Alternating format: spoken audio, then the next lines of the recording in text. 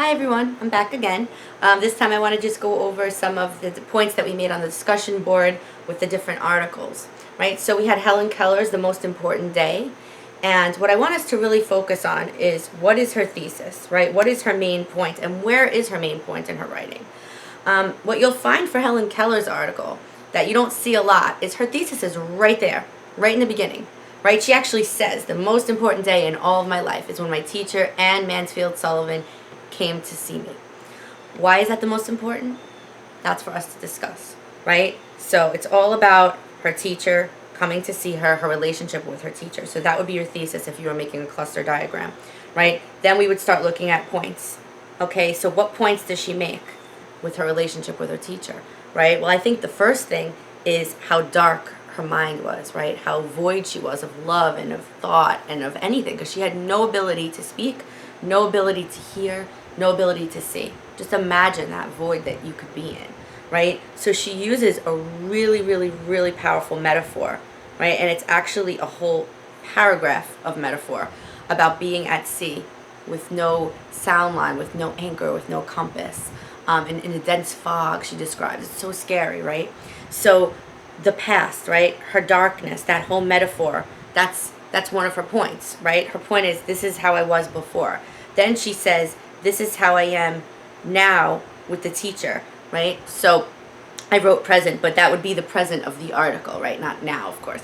But she talks about, the doll and how the teacher gives her the doll and how sad it is because she doesn't know how to love anything. And she breaks the doll. She's angry at the doll because she doesn't want anything to penetrate her, right? She doesn't know what it is. But then there's this big moment that happens. And I think some of you touched on it in the discussion board. And it comes about with water, right? Where she puts her hand under the sink. She starts spelling out water on her hand. And she starts to notice that there's a connection between the thing that she feels and then the thing on her hand that's being spelled out. That's how language is born to her. So she describes it as, this huge transformation, right? She says like Aaron's rod with flowers, which is actually a biblical reference, right? That this abundance of words and life came into her, and she attributes it all to her teacher. So all the examples that she gives, all the details of everything, you would go over and you would hash out. But that's really the main point here. Pay attention to the figurative language she uses, the metaphors, the similes, all those things, because they're really important for her.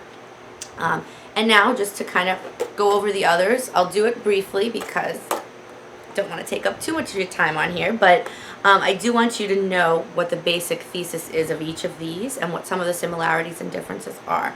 Okay, so we have Stephen King, Reading to Write, and then we have Mortimer Adler's How to Mark a Book. So what do they have in common is the first question, right? So if we were making a Venn diagram, what would we put in the center? What are their similarities? Well, they both focus a lot on writing, right?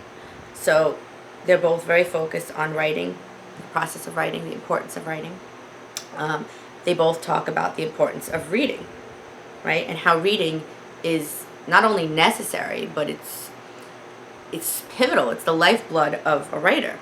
So King talks about how we should watch less TV, right? How we should, I don't know about that nowadays with Netflix, but that's another topic, right? But he talks about how important it is to read and how we develop our own skills as writers as we read. Adler talks about how marking up a book is actually an act of love for the book, not mutilation, right? So all those little X's and circles and lines and marks and things like that. He says that makes you a great reader, that you're actually having a conversation with the author, and he applauds you for that. So they have a little bit of different approaches, right? We have King doing personal, right? We have more personal from King. So if we put King over here, he's more personal. We have Adler over here. He seems to be a little more methodical, right? So he's talking about, he has lists and numbers and things that he talks about. He doesn't really get so personal the way King does. King talks about his son, his wife. And of course they have different points that they're making, because King is really saying that if you want to be a great writer, you need to read a lot.